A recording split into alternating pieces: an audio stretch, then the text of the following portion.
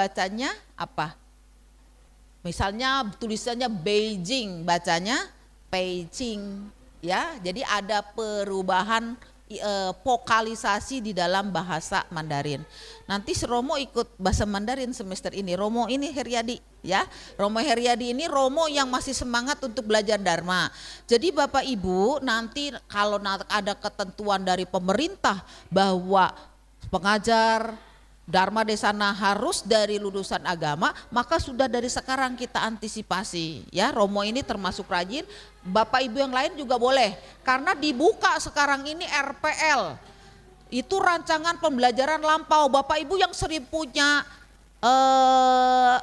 dokumentasi, punya pengalaman Dharma Desana ataupun memberikan Dharma, itu akan diukur, akan dihitung sama seperti mata kuliah. Nanti kita akan ada RPL, ya. Tahun besok udah diberlakukan. Jadi Bapak Ibu yang senang mendengarkan Dharma ataupun pernah ikut penataran itu akan dihargai sebagai mata kuliah, ya. Saya home base sehari-hari memang ada di Sriwijaya. Bapak Ibu saudara, mungkin suasananya masih tahun baru, masih ada yang terjebak libur di puncak. Ya, nggak apa-apa yang ada di sini. Saya menghargai Bapak Ibu tidak patah semangat untuk mendengarkan Dharma. Saya berharap Bapak Ibu semarakkanlah wihara-wihara dengan umat Buddha dan kembalikan umat Buddha itu ke jalur agar mereka meramaikan wihara gitu, ya. Bapak Ibu supaya menggugah semangat, kalau saya teriakan selamat pagi, Bapak Ibu pagi namo buddhaya gitu, ya. Selamat pagi namo buddhaya. Oke, bagus. Berikutnya kalau saya mengatakan adakah Buddha di hatimu, adanya begini, ya. Ada gitu, ya, 3 kali. Adakah Dharma di hatimu? Ada. Adakah Sangha di hatimu? Ada. Di mana? Di sini, ya, biar semangat. Oke. Selamat pagi, namo buddhaya. Adakah Buddha di hatimu? Ada. Adakah Dharma di hatimu? Ada. Adakah Sangha di hatimu? Ada. Di mana? Di sini. Oke, sekarang saya minta satu orang maju. Bisa menyuarakan ini, silakan, siapa yang bersedia? Satu orang. AI boleh, laki-laki boleh, Romo ya, Mo. Ke depan, Mo. Kita tepuk tangan buat Romo. Romo paling semangat loh hari ini. Ya, Mo. Romo akan menyiapkan yel-yel buat kita supaya semangat. Ya, Mo. Ya, baik. Berdiri atau gimana nih? Miss, duduk aja ya. Ya, baik. Tadi yel-yelnya mudah-mudahan saya nggak lupa. Mari kita bersama-sama. Selamat pagi. Pagi. Namo buddhaya.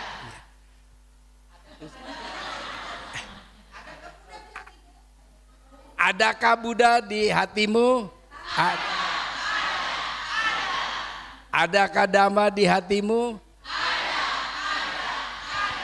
Adakah Sangha di hatimu? Ada di mana? Di sini. Terima kasih. Sebagai penghargaan ada wisit buat Romo. Angpau pertama. Masih ada angpau yang lain, ya.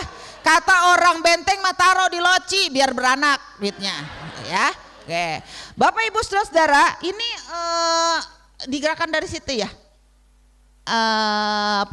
Slide-nya, ya. Oke. Yuk, Bapak Ibu Saudara, memasuki tahun baru Masehi, ya. Tahun 2025. Sebentar lagi, kira-kira 14 hari lagi atau 16 hari lagi kita sudah memasuki tahun baru lunar. Ya, tahun baru lunar di tanggal berapa tuh jatuhnya? 28 ya? 29 Januari. Jadi sebentar lagi kita sudah memasuki tahun ular. Kalau tahun ini tahun naga, ke tahun berikutnya tahun ular. Nah, Bapak Ibu Saudara, ada perbedaan memang penanggalan lunar dengan penanggalan solar. Penanggalan solar itu penanggalan Masehi. Kalau Masehi 2025.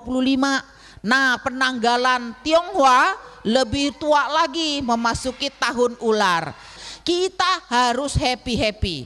Bapak Ibu Saudara-saudara, kenapa saya mengambil tema yuk kita awali tahun baru dengan semangat baru dan perubahan perilaku yang lebih baik. Karena kita sering datang ke wihara, maka kita mengenal Dharma, jangan sampai kita tidak berubah perilakunya menjadi tidak baik. Ya, ada di sini yang sering stres. Kalau datang ke wihara jangan stres, apalagi sudah mengenal Dharma Buddha. Ya, jangan suka cemas, jangan suka menjadi depresi. Karena Buddha sudah mengajarkan ini loh hakikat hidup dan ada jalan keluarnya. Jangan sampai aduh udahlah Miss Yuri, udah segini aja lah, tidak mau berubah, raut mukanya juga asem, ya mukanya kotak. Itu kalau orang Tionghoa bilang bosyo punya, tidak punya rejeki, ya. Maka dari itu Bapak Ibu sebenarnya gampang untuk merubah kita ini menjadi lebih hoki. Di antaranya dengan praktek Dharma. Jadi Dharma itu jangan hanya menjadi slogan doang, ya, tetapi dipraktekkan. Bapak Ibu, kalau kita datang ke wihara, nanti penuhi wihara ini, ajak teman-temannya, ya. Ajak juga anak-anak kita. Karena datang ke wihara itu ada manfaatnya. Satu, jadi mengenal tentang hal-hal yang baru. Ya, oh ternyata penghitungan tanggal lunar sama solar berbeda. Dapat pengetahuan baru. Kedua, pengetahuan yang kita udah dapat akan semakin mantap. Tuh dua. Ketiga, kita akan melenyapkan keraguan-raguan. Yang keempat, melenyapkan pandangan salah. Ya, jadi ada melenyapkan pandangan yang salah. Berikutnya adalah kalau datang ke wihara akan menimbulkan ketenangan batin. Bapak Ibu baca parita mengeluarkan aura yang positif. Kalau aura positif, magnet-magnet keberuntungan, hoki ada pada kita. Ya, makanya kenapa harus ada jargon? Apakah mengenal Dharma? Enggak ada kan yang lesu, harus bergembira karena energi positif yang kita kembangkan. Energi-energi positif ini bagus sekali untuk menjaga kesehatan, kewibawaan dan juga mendatangkan seperti yang saya ungkapkan magnet-magnet keberuntungan. Ya, jadi Bapak Ibu jangan mudah sedih. Ya, kalau enggak punya duit, cukup kantong kita, yang lain enggak boleh tahu. Ya, tetap aja kalau misalnya berdana lagi nggak ada nih, oh ya besok ya gitu. Jadi jangan sampai, kalau kata orang leluhur kita juga bilang jangan sampai ngomong, apalagi yang punya toko lagi nggak punya duit, pantangan. Karena itu akan merekam ke daerah bawah sadar. Ya, Bapak Ibu, karena saya bergerak di dunia psikologi dan dunia psikoanalisis, itu sangat penting menciptakan energi-energi yang positif. Itu bisa menyembuhkan penyakit kok. Ya, di nextnya pencet ya.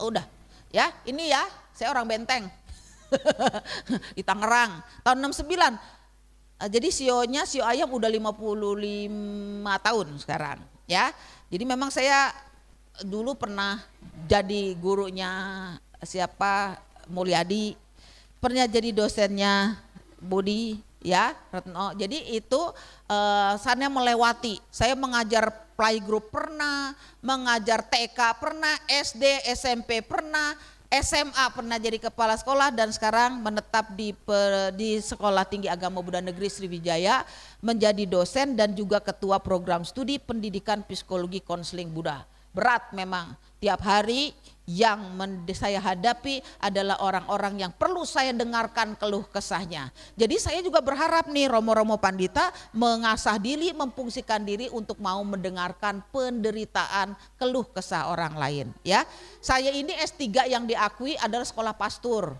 Lanjut Bapak Ibu, ini hal yang perlu saya sampaikan. Lanjut ya. Oh. Ya, bagaimana memahami kehidupan? Kita paham bahwa Buddha mengatakan hidup ini adalah penderitaan, tetapi jangan diartikan sebagai sesuatu yang pesimis ya. Kita balik. Benar nggak penderitaan? Benar. Saya kurang tidur. Udah begitu tertidurlah saya di mobil. Dibangunin sama sopir, "Miss, bayar tol." Tuh, lon lagi enak-enak juga ya. Jadi ada sesuatu yang memang kita rasakan bahwa hidup ini memang adalah sesuatu yang menjadi satu masalah dalam hidup kita. Tapi kita harus balik bahwa semua itu harus kita keluar dari penderitaan ya. Jangan menjadi sedih, jangan menjadi stres, jangan menjadi traumatik bagi kita. Kita harus keluar dari penderitaan ya. Seperti tadi Miss Yuri, apa sih sebenarnya yang harus saya lakukan kalau toko saya kok sepi terus? Berdana ya. Kalau punya makanan misalnya mesen satu atau menyiapin satu, siapin aja dua. Begitu sepanjang jalan menuju toko misalnya, ada orang tuh kelaparan, kasih. Itu adalah salah satu perbuatan yang menurut Buddha gampang untuk berbuahnya atau cepat berbuah. Ya, kasih. Kita punya makanan satu, cuma dari satu, bagi dua. Karena disitulah adanya satu ujian dari Buddha bagaimana kita bisa mengkondisikan kita berbuat baik. Kalau kita ngelihat orang yang susah, jangan kita akhirnya udah bagian karmanya dia, udah ujian tuh buat dia. Sebenarnya bukan ujian buat yang susah, ujian buat kita. Mampu nggak kita menolong dia? Ya, jadi Bapak Ibu kita balik segala sesuatu tuh menjadi yang positif. Ya, harus banyak berdana. Saya ketahui ada dosen tertimpa musibah, yuk kita ngumpulin bansoy. Yang marah-marah ada, katanya bansos melulu katanya. Itu kan terimalah itu karmanya dia sakit. Nah di situ ada sesuatu yang pemahamannya salah. Jadi kita luruskan bahwa di situ ujian bagi kita bagaimana kita bisa menolong dia. Ada rezeki sedikit kasihlah, ya. Nanti akan dapat lebih gede lagi, begitu. Ya, lalu berikutnya ada karma dan ketergantungan. Segala sesuatu kita harus sadari. Kenapa ya Miss Yuri, saya ini kok lahir saya seperti ini fisiknya misalnya. Kok saya kate tau ya? Kate pendek begitu. Kok saya nggak tinggi seperti pramugari ataupun pragawati. Harus kita sadari, kehidupan dulu saya sering ingkar janji. Makanya jangan ingkari janji ya. Kalau ada apalagi ditagih, mau bayar utang ditagih tar sok misalnya gitu. Itu akan mengikis tuh. Nanti kita lahirnya bisa pendek. Untung nggak kayak ucok baba ya, jadi pendek. Nah, jadi itu harus kita sadari. Kita harus merubah. Oh iya, supaya saya besok kelahirannya bagus, maka saya harus bisa menepati janji sama orang. Jadi kita lahir dengan postur tubuh yang tinggi dan bagus. Kenapa kita kok make up sana udah skincare, banyak makan anggaran, tetap aja saya jelek misalnya begitu. Mulai diubah, kita harus ceriakan hati kita. Kalau ceria hatinya, roman muka pun akan baik. Gitu. Ini pernah saya ceritakan berkali-kali ya. Yang pernah apalagi Vesa, saudara saya itu sering ngikutin kemana saya ceramah, sering ikut, ada Vesa di situ dengan dua putrinya ya, sering saya ceritakan. Bapak Ibu saudara, di dalam dinasti Song itu salah satu dinasti yang menjadi cikal bakal negara Korea. Sekarang Korea menjadi maju ya.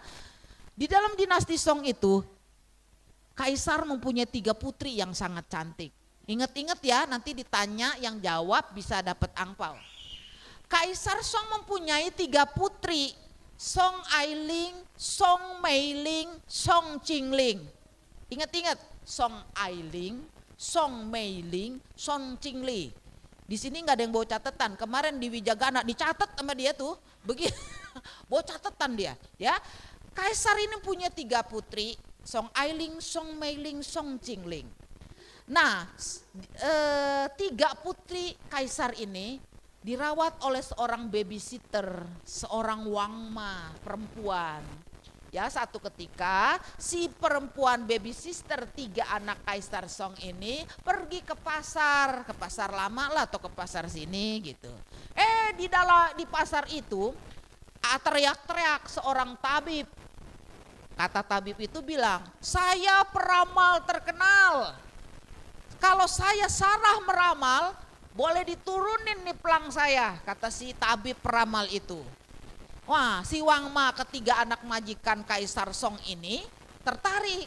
Dia bilang, "Tabib peramal, yuk datang ke kerajaan, tolong ramal ketiga putri Kaisar Song." Dia ngikutin tuh si peramal itu sampai ke kerajaan. Sampai di tempat ruangan tempat putri-putrinya itu, si Wang Ma bilang, "Song Ailing, Song Meiling, Song Jingling turun.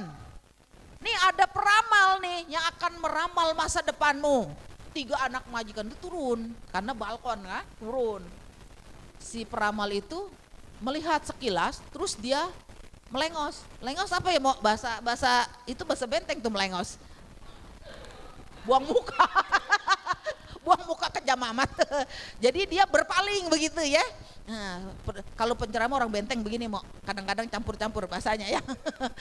Jadi berpaling. Si Wang mah kaget kan.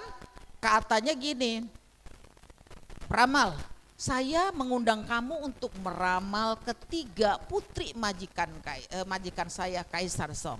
Kenapa kamu langsung pergi? Saya bisa membayar kamu lebih daripada orang lain bayar," kata si Wang Ma. Apa jawab si tabib peramal itu? Dia bilang gini, "Wang Ma, tanpa saya meramal masa depan ketiga putri majikanmu, dari raut mukanya saya saja saya bisa lihat dia akan menjadi orang-orang besar."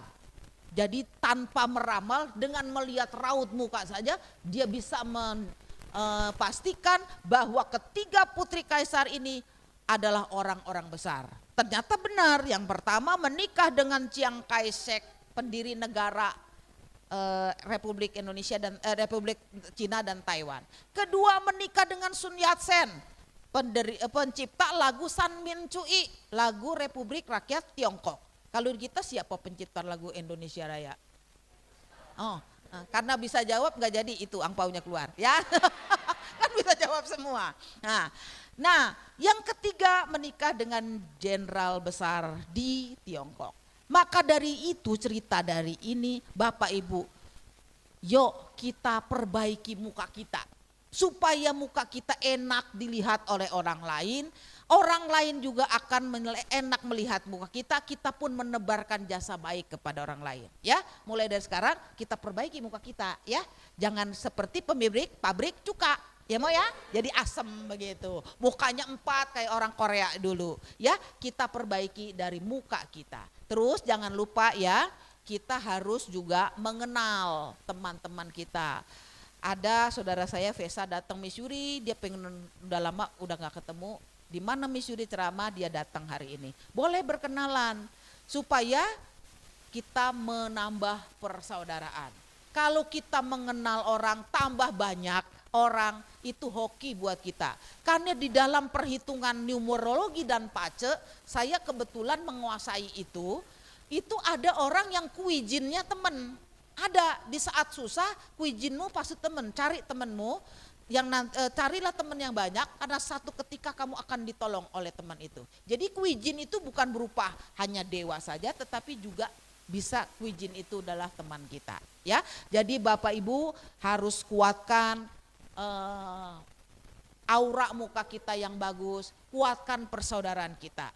Jangan sekali-sekali kita beralih agama, ya. Apalagi kalau sudah tahu orangnya itu beragama Buddha, karena tidak terwarisi kepada anak-anaknya, sehingga agama Buddha itu tidak dikenali lagi, dan yang meninggal itu, apalagi sudah meninggal, dia tidak akan ketemu leluhurnya. Romo, Bapak Ibu, saya kemarin ada satu orang yang bertelepon kepada saya. Orang itu mempunyai 5 saudara, jadi dia 6. Papahnya tiap hari sore, pagi, cung cung cep. Cung cung cep itu artinya diacung-acung, ditancep. Itu adalah agama Buddha tradisional. Apakah dia agama Buddha? Agama Buddha, tapi agama Buddha tradisional. Dia percaya ada kekuatan di atas dirinya, kekuatan tikong dia bilang. Jadi pagi, meskipun ada altar Buddha kecil gitu, dia pai ke Buddha, dia terlebih dahulu dia pai dulu ke tikong, terus pai ke Buddha tancap. Enggak baca apa-apa dia, pagi, sore dia rajin seperti itu. Nah, ternyata dia meninggal. Anak-anaknya tidak terwarisi agama Buddha. Yang dia kenal adalah agama yang diwarisi melalui lembaga pendidikan. Kan kalau lembaga pendidikan Kristen kan terkenal tuh, ya. Dari dulu kita udah punya perkumpulan Buntekbyo dari dulu sekolah budi, itu lebih tua dibanding dengan perkumpulan Strada. Tapi rata-rata semua orang tua senang menyekolahkan anaknya di Strada, di Santa Maria, Santro Fransiskus, termasuk orang tua saya juga begitu, ya. Nah, ternyata agama itu tidak terwarisi ke anak-anaknya. Pada waktu Jitbok, tahu Jitbok ya? Pada waktu Jitbok diadakan misa sakramen pengurapan terakhir untuk tutup peti dan dikasihlah tanda salib di kening dan di dadanya. Saya nggak tahu pada saat itu ceritanya setelah dia konsultasi pada saya. Akhirnya dia beralihlah, ibaratnya kan itu sudah di 2 kalimat syahadat kalau orang bilang. Jadilah dia ini. Apa yang terjadi? 6 anaknya semua mimpi yang sama. Bapaknya itu berada di satu taman yang indah, tetapi tidak ketemu jalan keluar. Dibayangkan tempat itu penuh dengan bunga meihua, tetapi tidak ada jalan keluar. Seperti labirin. Papahnya digambarkan kebingungan. Jadi celungak-celinguk begitu nggak ketemu jalan keluarnya. Anaknya 6-6-nya mimpi yang sama. Dan akhirnya menimbulkan keresahan, untung dia ada tahu nomor telepon saya. Terus dia pada waktu saya selesai sembahyang pagi, ada yang telepon salah satu anaknya mengatakan kejadian seperti itu. Akhirnya saya bilang kalau begitu sebenarnya orang tua ini sudah mau menuju Sukawati Loka. Tahu ya, Alam Sukawati, bukan Pasar Sukawati yang di Bali, bukan. Di Bali itu ada Pasar Sukawati ya. Nah, ininya Alam Sukawati. Jadi orang ini karena kebajikan dia banyak, orangnya sangat bagus. Terus dia sudah mau menuju ke Sukawati Loka, ibaratnya sudah ke pasar lama. Karena mendengar ada nyanyian-nyanyian, karena misa mereka kan melalui nyanyian. Dia mampir, sudah sampai Babakan doang, nggak sampai ke pasar lama, nggak sampai ke Sukawati Loka. Jadi itu yang terjadi. Akhirnya saya bilang gini, oke lah kalau percaya kepada saya akan bacakan Amitabha Sutra, Amitocing 49 hari. Mudah-mudahan bisa menolong mengembalikan lagi getaran keyakinan dia kepada Buddha. Saya bacakan 2 hari, ternyata anaknya semua mimpi yang sama, bapaknya sudah wangsen, sudah beranjak ke Sukawati Loka. Nah, maka dari itu Bapak Ibu, jangan mengagamakan orang yang sudah beragama. Kalau dia udah ketahuan cung-cung cepnya kepada Buddha, kepada tikong sebagai agama Buddha tradisional, jangan dipindah-pindahin. Ya, jadi seperti itu. Kasus itu kasus kedua. Kasus yang pertama lebih parah lagi. Saya saat itu masih ngajar di Nalanda, di Kramat Raya. Saat itu adalah namanya Teddy, teman suami saya, dia punya cikini ban. Iihnya tiap hari baca tapeco, nama walai tanatola yaye, tiap hari baca tapeco. Karena dia unmarried, tidak menikah, keponakannya semua beragama Kristen, akhirnya pada waktu iihnya meninggal dikristenkan. Dan juga di lokasi pemakamannya di lokasi Kristen. Apa yang terjadi? Entah kenapa Teddy ini punya kekuatan mata melihat iinya menangis di seberang jalan. Angis terseduh-seduh, ditanya nggak bisa jawab. Saat itu Teddy ke Nalanda, ke Kramat Raya. Apa yang harus saya lakukan Bu Yuri? Cobalah cari Bante yang bisa itu. Saat itu Bante Sukemo. Terus sudah gitu dia menyampaikan itu ke Bante. Ketemu dia Bante Sukemo, kata Bante Sukemo, coba bacakan Parita Pelimpahan Jasa. Dibacakan.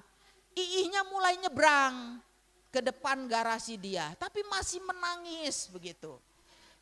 Terus kata saya, panggil lagi dah Bantenya. Bante baca lagi sampai ke garasi. Setiap kali ada pelimpahan jasa, pindah-pindah, seberang jalan, pindah ke depan garasi, dari garasi pindah ke garasi, terus ke dapur, terakhir dia menangis di ujung kakinya ranjangnya Teddy ini. Aduh gimana ya, gue sampai gak enak sama Bante Sukomo setiap kali dimintain pembacaan pelimpahan jasa. Akhirnya saya bilang coba yang ini kayaknya perlu terakhir, cari biksu yang bisa inisiasi.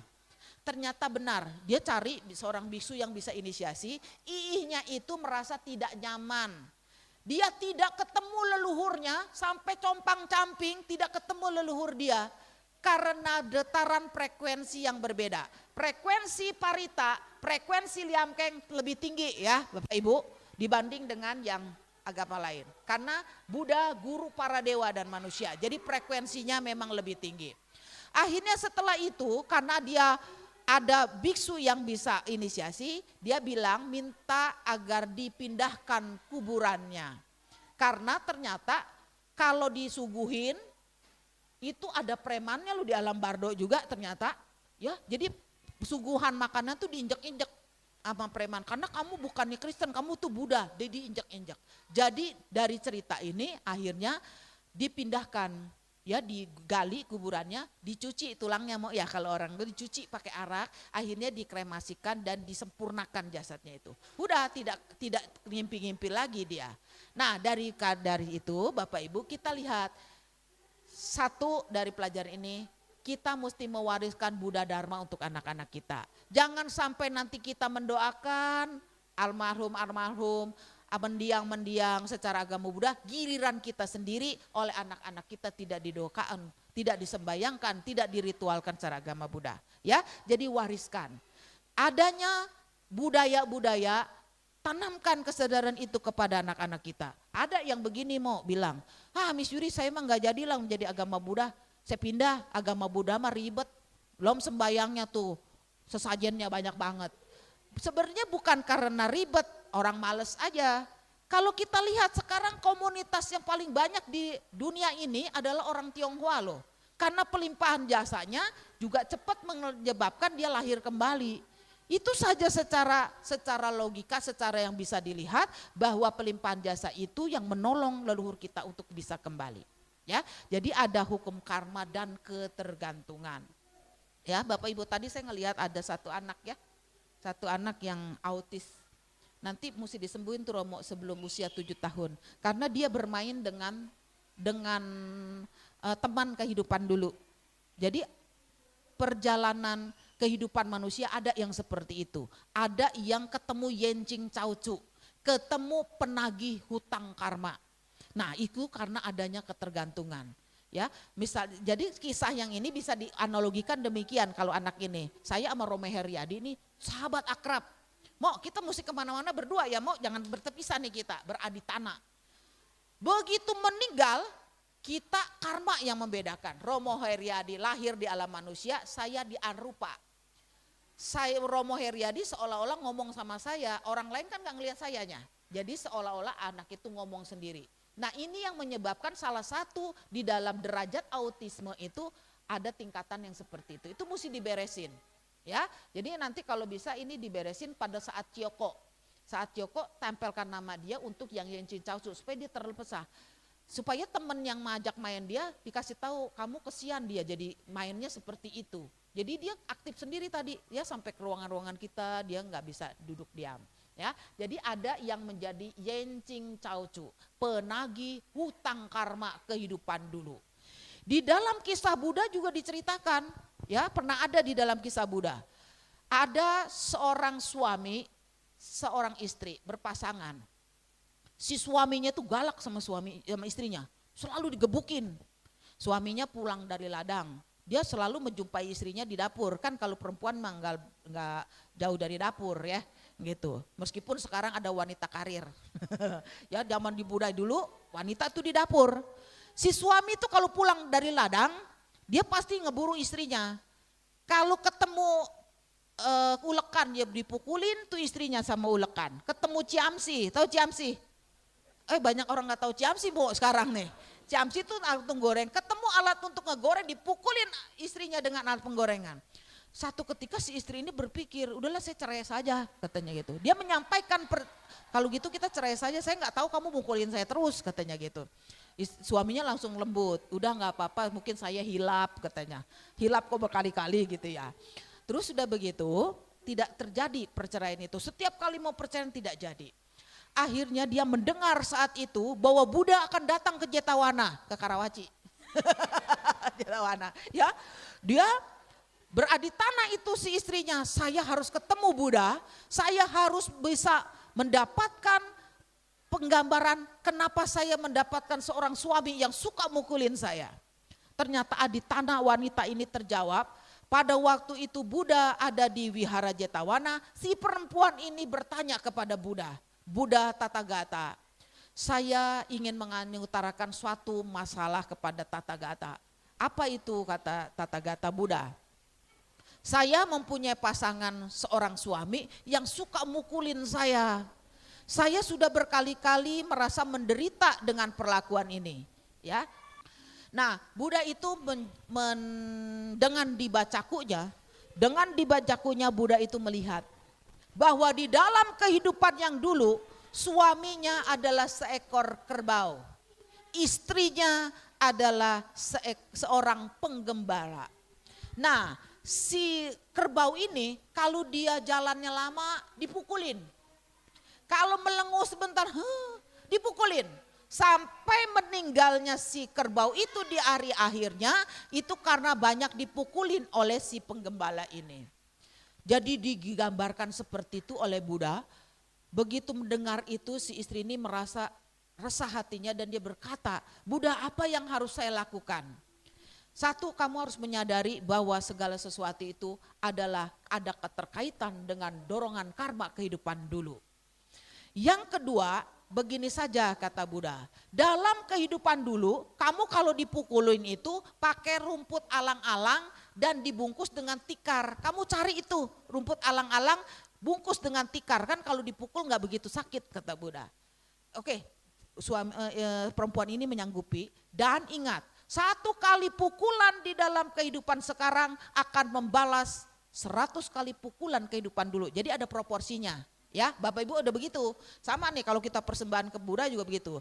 Nah akhirnya dia pulang, dia cari rumput alang-alang dibungkus sama tikar. Dan benar suaminya itu kalau mau mukulin dia gantung di dekat pintu masuk dapur. Jadi yang diraih oleh dia adalah rumput alang-alang yang dibungkus oleh tikar. Jadi dipukulin, jadi merasa nggak sakit. Satu ketika karma itu sudah selesai, suaminya itu seperti tersengat listrik loh.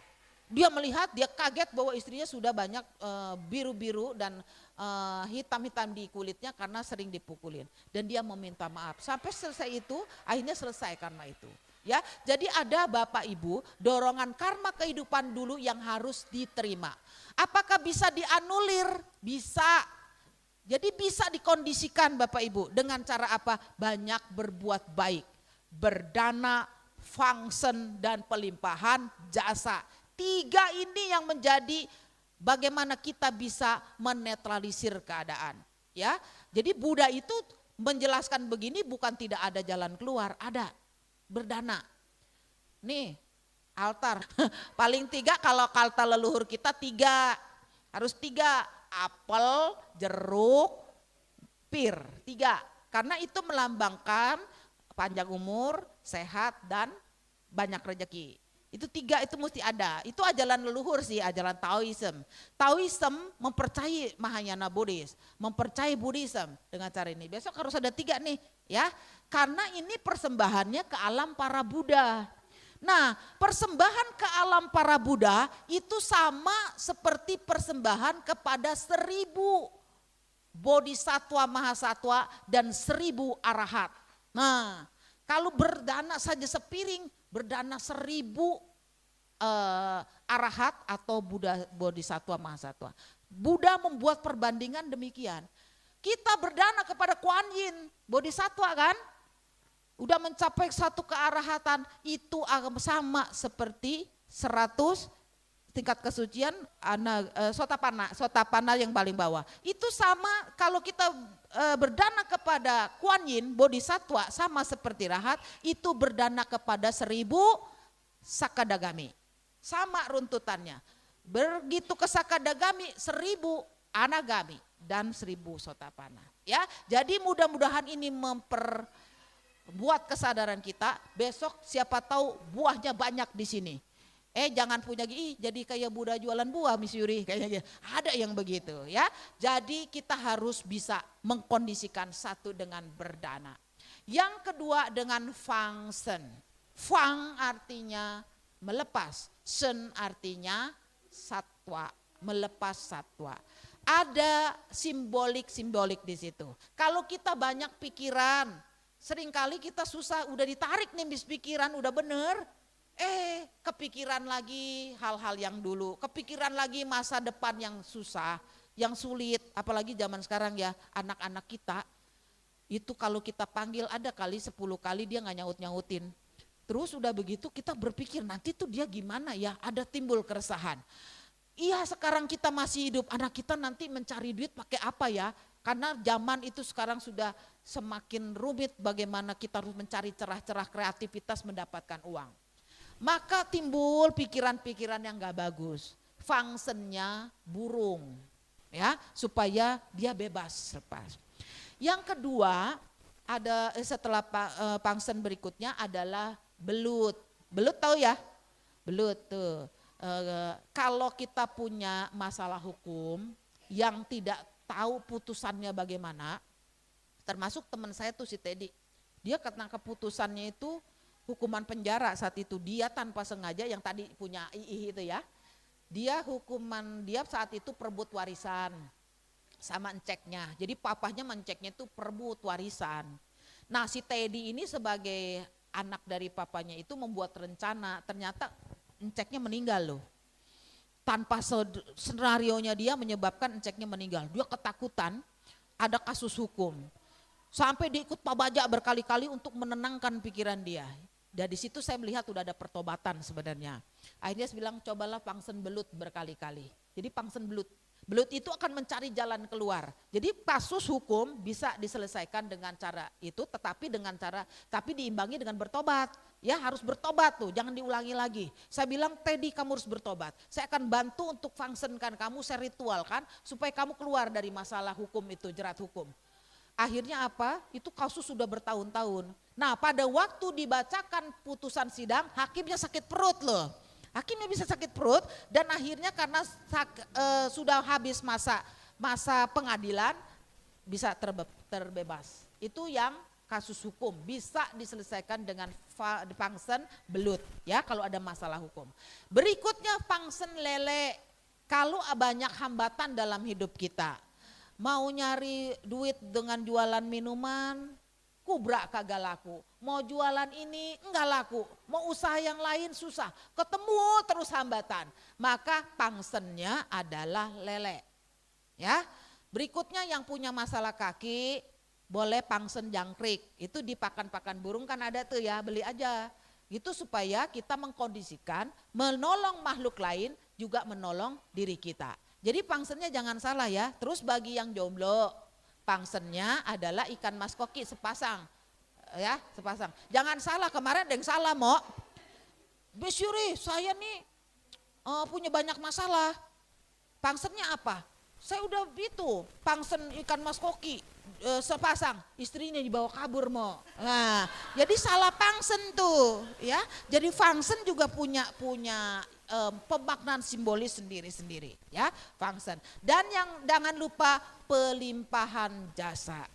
Apalagi kalau Bapak Ibu punya inisiasi yang kuat dengan leluhur. Kalau ada leluhur datang melalui mimpi kita, doakan dengan pelimpahan jasa. Kemungkinan minta doa, ya, supaya meluluskan jalan dia ke Sukawati Loka. Jadi ada suatu pemahaman demikian, ya.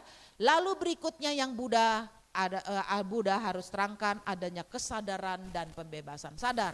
Kalau saya mengatakan mahasiswa kalau udah ketangkep, saya tuh menyortir mahasiswa yang tampilannya jelek-jelek, mau saya sortir loh. Karena begini, maaf nih, begini kadang-kadang saya kan suka habis dari mana gitu ya, dari kampus, saya selalu pakai slayer gitu, pakai dasi lah gitu. Sering kali orang nanya, Bu, ibu dari gereja mana? Begitu ya, sering kali begitu. Saya berpikir, Kenapa orang selalu mengidentikan pakaian rapi itu dengan gereja? Oleh karena itu saya menginginkan perwajahan Buddhis ke depan juga harus tampilannya rapi. Ya, kita lebarkan nanti agama Buddha, wariskan kepada anak-anak kita. Meskipun sekarang sedikit, jangan berkecil hati. Umat Buddha makin dikit loh kok. Tinggal tuh 640 ribu jiwa. Jadi kalau ketemu di wihara ini, ketemu lagi di wihara yang lain, ya jamak aja karena makin sedikit. Tapi jangan khawatir. Dan yang terakhir, pencapaian pencerahan sejati. Ya, pencapaian pencerahan sejati. Jadi kita pun bisa mencapai pencerahan. Di dalam konteks Buddhis Theravada itu dengan membina diri, dengan mencapai tingkat-tingkat kesucian. Tetapi di dalam tradisi Mahayana, orang yang menjadikan dirinya menolong orang lain, menjadikan dirinya adalah bodhisattva, dia juga bisa mencapai pencerahan. Jadi kondisi batin seseorang itu juga bisa merasakan pencerahan. Misalnya Bapak Ibu begini, hari ini kok saya tenang amat ya, ngelihat segala sesuatu menjadi enak, tidur saya menjadi nyenyak, saya tidak ada musuh, tidak ada kebencian dengan orang lain. Itu pun dianggap sebagai mencapai pencerahan batin. Ya, jadi itu saja yang kita bisa capai. Jangan sirik dengan orang. Orang punya HP, dia punya HP baru. Gua nih udah cuman bisa SMS doang katanya gitu. Mudah kita iri. Jangan hilangkan itu, masih beruntung. Kita tuh harus punya daya untuk menjadikan diri kita sebagai orang yang beruntung. Sekarang kita lihat ya. Kenapa kita beruntung? Di dalam kitab Bodhi Carya Watara dikatakan bahwa kelahiran sebagai manusia diibaratkan seekor kura-kura buta yang timbul 100 tahun sekali dan tepat mengenakan kalungan dari besi. Jadi ada orang yang lempar nih kalungan dari besi, tepat berada di leher si kura-kura buta yang timbulnya 100 tahun sekali. Jadi kalau begitu lahir sebagai manusia sangat sulit. Oleh karena itu kita yang sudah terlahir sebagai manusia harus bersyukur. Bapak Ibu, berapa proporsinya dengan makhluk lain? Kita cuma 1/6. Yang lebih banyak apa kita lihat dah yang alam-alam rendah. Nyamuk, banyak tuh ya. Kita tepokin satu, tetangganya pada datang. Jadi lebih banyak mereka ya. Belum lagi setelah serangga binatang air, setelah itu binatang berkaki 2, setelah itu binatang berkaki 4. Proporsi mereka jauh lebih banyak dibanding dengan kita yang lahir sebagai manusia. Jadi begitu sulit lahir sebagai manusia, yang sudah terlahir sebagai manusia maka kita harus bersyukur. Berikutnya di dalam Dhammapada 182 juga dikatakan sungguh sulit dapat dilahirkan sebagai manusia, sungguh sulit kehidupan manusia, sungguh sulit untuk dapat mendengarkan ajaran benar atau dharma, begitu pula sulit munculnya seorang Buddha. Kita hidup di zaman yang Buddha sudah tidak ada, tetapi dharma itu masih kita kenal. Oleh karena itu kita juga harus berterima kasih kepada para penyiar-penyiar dharma, masuk Sangha, Romo Pandita. Karena di dalam ajaran Buddha seringkali kita harus melimpahkan jasa kepada 4 budi besar. Tuh, Misuri kalau pelimpahan jasa begitu. Membalas 4 budi besar. Yang pertama apa? Membalas budi besar terhadap Buddha, Dharma, dan Sangha. Melimpahkan jasa budi besar kepada Buddha karena Buddha telah mengajarkan ajaran dharma yang begitu bagus. Jangan berbuat jahat, tambah terus kebajikan, sucikan nih hati pikiran, gak usah mikir yang negatif ya. Lalu berlindung kepada dharma. Apa itu berlindung kepada dharma? Kita dikasih satu ajaran, jangan ada kekotoran batin. Di dalam konsep Theravada ada 3 kekotoran batin: loba, dosa, moha. Loba itu adalah keserakahan, dosa kebencian, dan yang terakhir moha kebodohan batin. Di dalam tradisi Mahayana tambah 2. Satu lagi adalah keragu-raguan, dan yang terakhir kesombongan. Jadi sebenarnya ini adalah kekotoran batin. Berlindung kepada dharma sesungguhnya hakikatnya melenyapkan kekotoran batin ya. Lalu berlindung kepada sangha. Berlindung kepada sangga itu adalah kita harus mampu menjaga diri kita itu dari semua hal-hal yang tidak baik. Kalau kita menyatakan berlindung saja kepada Buddha, kita tidak akan lahir di alam neraka.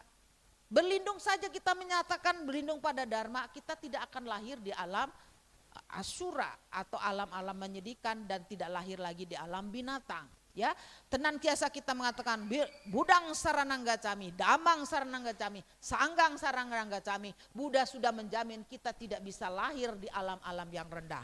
Oleh karena itu kita melimpahkan jasa kebajikan kita, membalas jasa baik Buddha, Dharma dan Sangga sebagai yang pertama. Yang kedua adalah melimpahkan jasa baik kita adalah kepada para orang tua. Orang tua. Ya, setelah Buddha, Dharma, Sangga, orang tua. Jangan kurang ajar sama orang tua. Ada Bapak Ibu di dalam satu konseli saya, Miss Yuri, dagangan saya nggak laku-laku. Saya akhirnya jadi Gojek. Begitu jadi Gojek, 3 bulan nggak dapet tumpangan dia. Nggak dapet tumpangan loh. Sampai dia, Miss Yuri, gimana saya bisa ketemu Miss Yuri ya? Ya di kampus lah kok, orang Sewan. Miss Yuri tolongin saya ya, mudah-mudahan saya dapat duit, bisa beli bensin, bisa ke tempat Miss Yuri.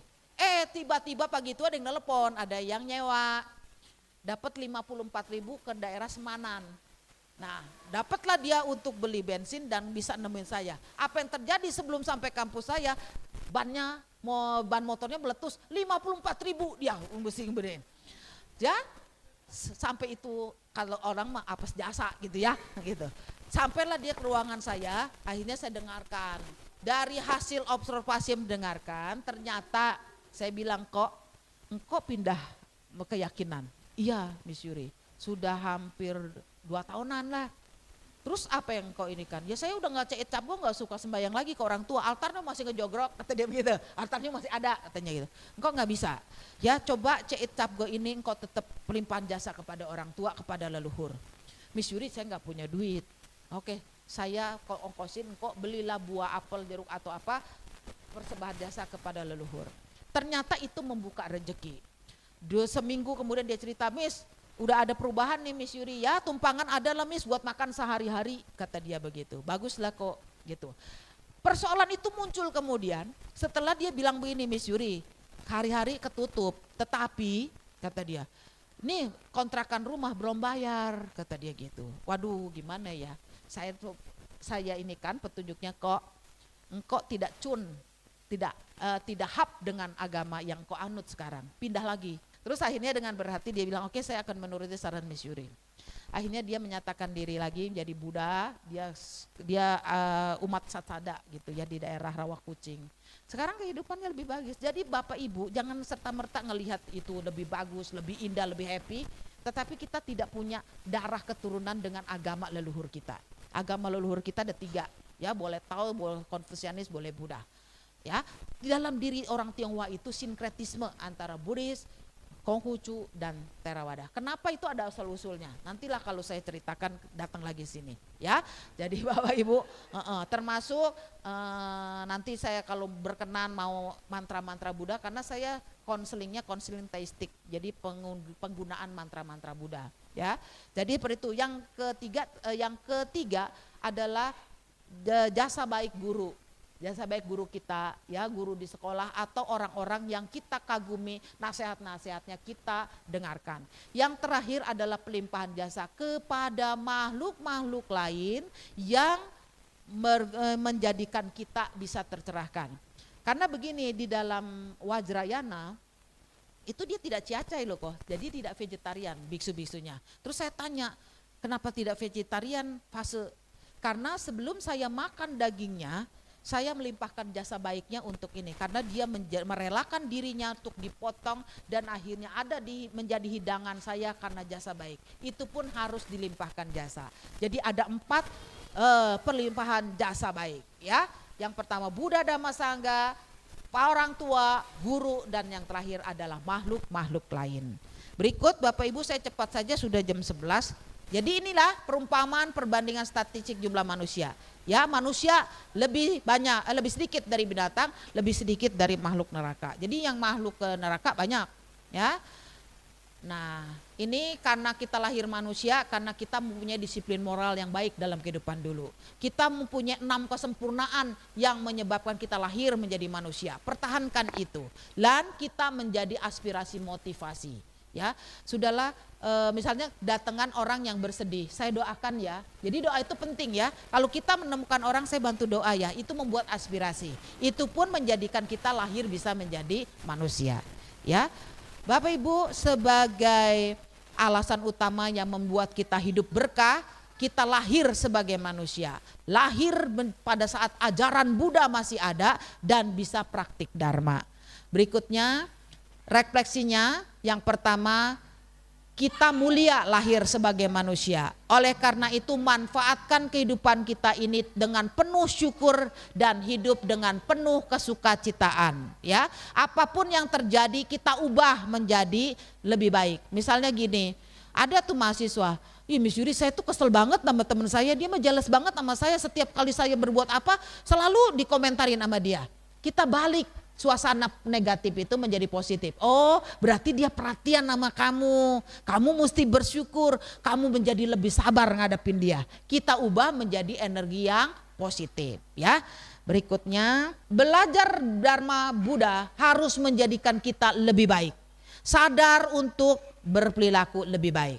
Sadar untuk bertobat, tidak mengulangi kesalahan. Jadi di dalam Buddha pun ada pertobatan. Artinya dia tidak mengulanginya lagi. Sadar bahwa itu salah dan tidak mengulangi lagi. Bisa dikompensasi dengan function, dengan berdana, dengan pelimpahan jasa. Dan teruslah untuk berbuat kebajikan.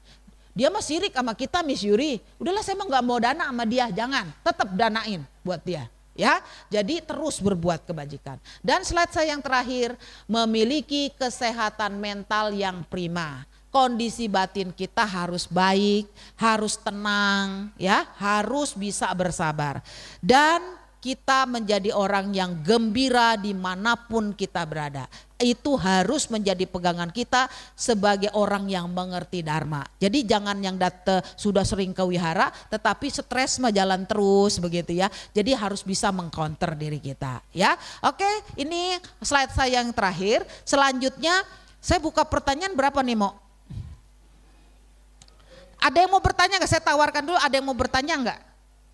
Saya biasa yang bertanya atau yang kalau tidak ada yang bertanya, saya yang bertanya. Saya sediakan angpau. Ada 6. Saya tambahin, setiap kali saya melamparkan angpau tuh 6. Karena biar lancar.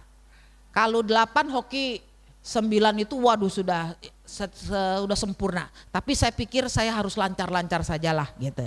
Ya, ada yang mau nanya? Ya Miss, saya dengan Ita. Saya kan memiliki mertua yang dengan keyakinannya beda. Dia itu Kristen.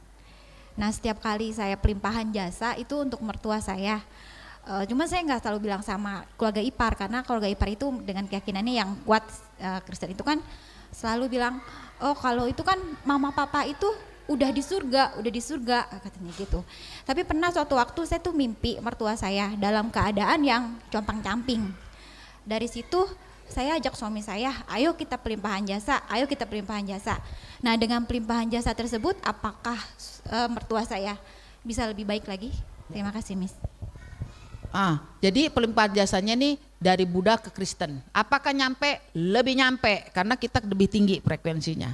Air akan mengalir ke tempat yang lebih rendah. Jadi nyampe. Kalau itu memimpikan begitu jadi dia meminta doa. Di dalam tradisi Taois boleh ditambah nanti ritualnya dengan membeli pakaian yang dari kertas saja. Terus divisualisasi bahwa saya mengirimkan pakaian untuk mama saya. Ya, dan juga dolar cepi itu cetakan dolar yang cetakan dulu yang pertama. Berikan 3 jua uang gitu. Ya, tambah selain membaca parita boleh ditambah dengan tradisi kita, karena ada orang indigo yang cerita sama saya, Bu Yuri ternyata itu bisa untuk menjadikan mengkondisikan di alam sana dia mempunyai pakaian, dia mempunyai uang yang banyak gitu ya. Pelimpahan jasa, habis pelimpahan jasa. Ya, boleh beli dolar cepi, biasanya di toko sembayangan tahu ya Vesa ya, dolar cepi, pakaian-pakaian untuk mama kita begitu. Kemarin ada guru Atisa, Waisak kemarin, guru Atisa itu Dia bilang, Miss Yuri, saya sudah demam 2 minggu semenjak pulang dari Borobudur. Kok bisa sampai 2 minggu? Kalau minum obat penurun panas, dia bisa tenang. Saya itu naik lagi. Akhirnya di dalam penganalisan saya ada makhluk yang ikut dia. Makhluknya itu nyoba naik bus dia gitu. Ternyata ikut sampai ke Atisa. Kalau pelimpahan jasanya itu hanya berupa parita bisa, nggak apa-apa, bisa ditambah dengan ritual tadi. Coba kamu beliin sarung buat kakek-kakek itu, beli aja sarung yang dari kertas kan ada, itu kan kita visualisasi untuk jadi sarung. Kasih duit dia dan kasih buah-buahan, ternyata selesai begitu. Termasuk si Ramani Yayah tuh, ya Ramani Yayah kemarin ada jadi ada kakek-kakek dewa sebenarnya dewa tingkat tinggi ikut Yayah, kan dia buka tour religi ke Vietnam. Romo Ramani Yayah ini kan mahasiswa bareng si Romo Heriadi. Dia bilang, Miss Yuri, saya nggak bisa ngerjakan soal, saya itu meriang 5 hari pulang dari Vietnam. Apa yang terjadi? Nah itu, jadi ada dewa tingkat tinggi mau nganterin dia sampai ikut ke Indonesia. Loh, mulanginnya gimana dengan cara itu? Pulangin. Kata aku, pulangin Ciaya, jangan ritual biasa, tambah dengan Taoisme. Karena itu tingkatan dewa banyak dipelajari dewa-dewa Tao. Ya, ditambah dengan itu. Kan itu mah Miss Yuri kayak tradisi Tionghoa. Memang iya. Itu bisa lebih efektif. Dipulangin Romo. Jadi dibeliin semacam itu sebagai kenang-kenangan. Jadi ada yang begitu sampai ngikut. Ya, tenang saja, perbuatan baikmu sudah bagus dan itu sudah tepat. Apakah nyampe? Nyampe. Kalau mereka ke kita sulit, tapi yang kita ke dia malah lebih nyampe. Karena Buddha guru para dewa dan manusia. Tingkatannya lebih tinggi. Ya, oke nih. Terima Tepuk kasih, tangan buat yang nerima angpau. 11 ya. Ya kita pertanyaan aja deh. Ya, siapa nama ketiga putri Kaisar Song? Ya. Ya Cis. Ya maju nih biar cepat. Ya, di dalam ajaran Buddha, karma yang sudah kita bisa terima itu bisa dinetralisir dengan mengkondisikan perbuatan baik. Sebutkan 3. Ya, berdana,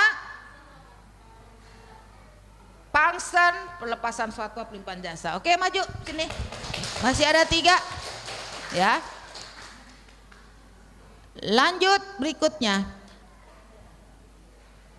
Apa yang harus kita lakukan kalau kita terlahir sebagai manusia itu adalah sesuatu yang langka, sesuatu yang sulit, tetapi kita bisa lahir sebagai manusia. Apa yang harus kita lakukan? Ya, kok apa kok? Engkau kayaknya tahu ada 100 jawaban. Ya kak. 1 kita mesti apa? Itu siapa yang jawab itu? Kok, Pak kok? Kok Senan harus selalu berbuat baik. Lanjut. Tadi ada contekan tuh dari belakang. Harus bersyukur, apalagi? Ya, dengan berbuat baik Dato' Brenda kasih ya. Ya, nih kok buat ini kok visit. Taruh di laci kan, biar uangnya beranak kok kalau orang Benteng bilang. Bisa dipakai setelah habis tahun. Ini tahun naga kan sebentar lagi tahun ular, boleh dipakai begitu. Ya, misalnya kok pengen seblak, cukup tuh buat beli seblak. Ya, lalu apalagi di dalam ajaran Buddha ada hal-hal yang menyebabkan kita bisa lahir sebagai manusia. Karena apa tuh kita bisa lahir sebagai manusia? Ya, sebutkan. Ya. Ya. Oke, maju. Tinggal 1. AI yang belakang sini kayaknya mau tanya, boleh? Mau nanya apa? Ya. Kayaknya pengen nanya AI.